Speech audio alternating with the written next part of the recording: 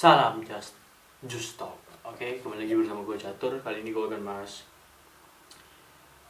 preview match semalam Liga Champion. Ada dua match yang mau gue bahas. Ada Benfica yang ngebantai Barcelona dan MU yang unlucky win, bisa gue bilang, melawan Villarreal. Kita ke match Benfica versus Barca ya. Gue baca statistiknya.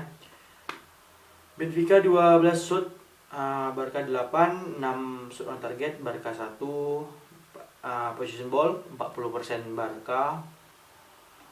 Benfica 40%, Barca 60%, operan 358 banding 524 Barca, akurasi operan 84%,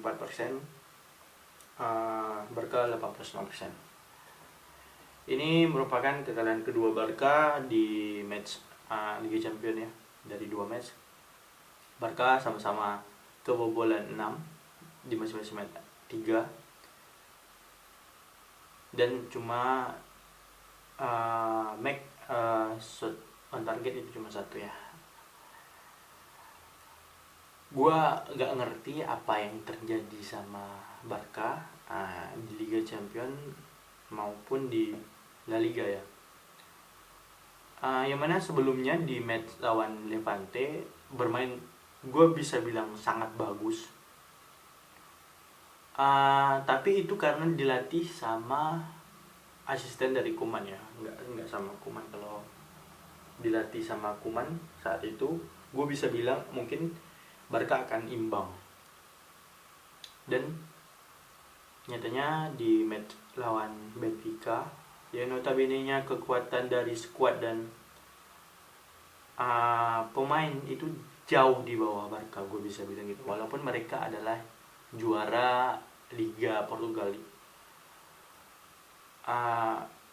Lu pada tahu lah gimana kualitasnya Liga Portugal. Paling yang sering masuk Benfica, Sporting Lisbon, sama si Porto. Ya, saingannya cuma 3.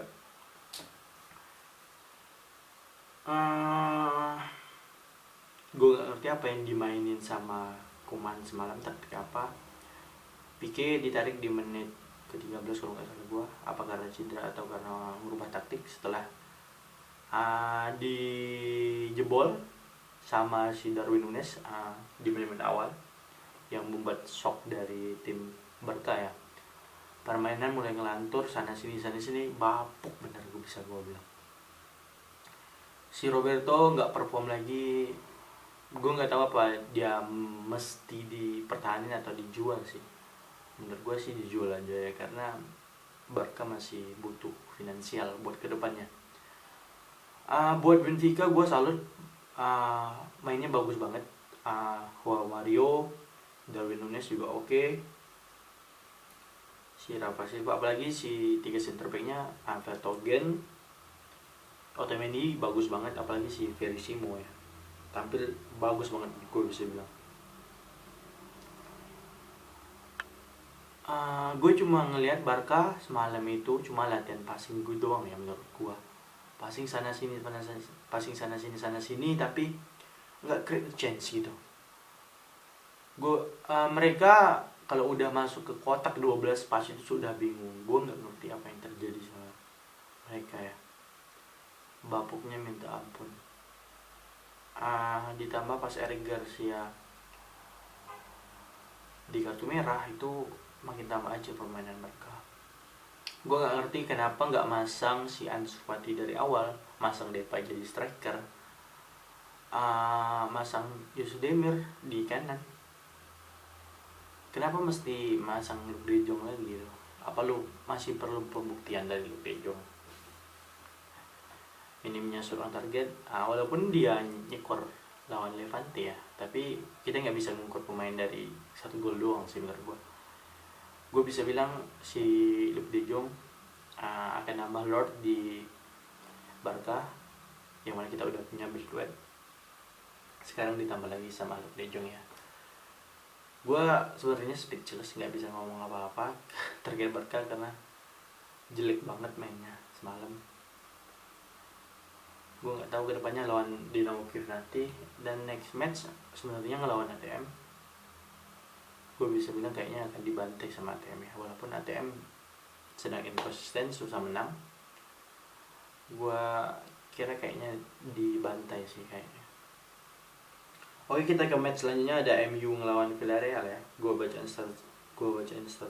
statistiknya dulu. MU shootnya 14 berbanding 15, shot on target sama 7, 56% ball possession, Villarreal 44. Operan MU 554, Villarreal 442, akurasi operan 90%, Villarreal 85%. Oke. Praktis gue bisa bilang di match kali ini si MU cuma ngandelin si Ronaldo dan dia ya. Kalau mungkin dia masang dia di Henderson atau Tom Hinton, ini akan beda cerita menurut gua.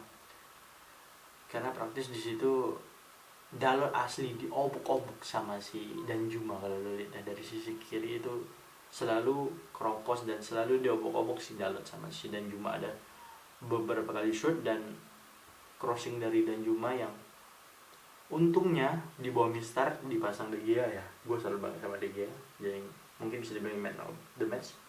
Bukan Ronaldo menurut gue ya, tapi De Gea sih yang nyelamatin MU dari kekalahan ya, walaupun sempat dibobolin dan tapi MU berhasil nyekor 2. Golnya dari Paco menurut gue itu bagus banget.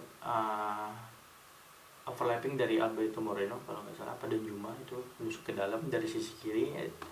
Ya gue bilang tadi dari sisi Dalot yang bapuk bener mainnya hari ini, ancur-ancuran. Nusuk ke depan, crossing ke Alcacer dan nutmeg in si De Gea sebenarnya. Itu bagus banget golnya. Tapi MU bisa ngebales lewat Teles yang menurut gue golnya oke, tapi gue bisa bilang itu gol jatuh dari langit aja. Lalu ya Ronaldo doing her job, nyekor buat MU, bantu kemenangan. Gue kasihan sama si Ronaldo harus ngebopong satu tim Manchester United. Gue nggak habis pikir kalau misalnya Ronaldo cedera gitu apa kurang fit, siapa yang gue mau andelin lagi selain Ronaldo. Lihat, lu lihat aja permainan dia pas lawan Young Boys, walaupun dia ngegol lawan West Ham, tapi menurut gue performanya nggak seperti pada saat dia dipinjemin ke West Ham gitu. Oleh sepertinya harus ngurangin kecenderungan Ronaldo sentris ya. Bawa bola ke depan ke Ronaldo, bawa bola ke depan, karena masih ada Cavani, ada Martial ini juga ancur-ancuran, lu bisa andelin sana mungkin. Bruno yang oke. Walaupun gagal penalti kemarin ya, penampilannya cukup oke, ngasih assist ke Teles ya. Olis sepertinya harus belajar lagi banyak taktik, harus berani eksperimen taktik. Jangan terfokus sama 4-2-3-1 atau 4-3-3 doang menurut gue ya, karena seperti yang banyak orang tahu, Ole miskin taktik bisa dibilang. Selalu menang tipis lawan Villarreal yang sebenarnya level di bawah MU. Di tahun kemarin mereka kalah di final Europa League dan kali ini cuma bisa menang 2-1 ya. Menurut gue MU masih jauh sih dibilang sebagai kandidat juara Liga Inggris ya. Menurut gue masih ada Chelsea di atas mereka ya. Kita tunggu aja ke depannya gimana. Barca yang masih ancur-ancuran dan MU yang masih inkonsisten menurut gue ya. Oke, jangan lupa like, comment, dan subscribe.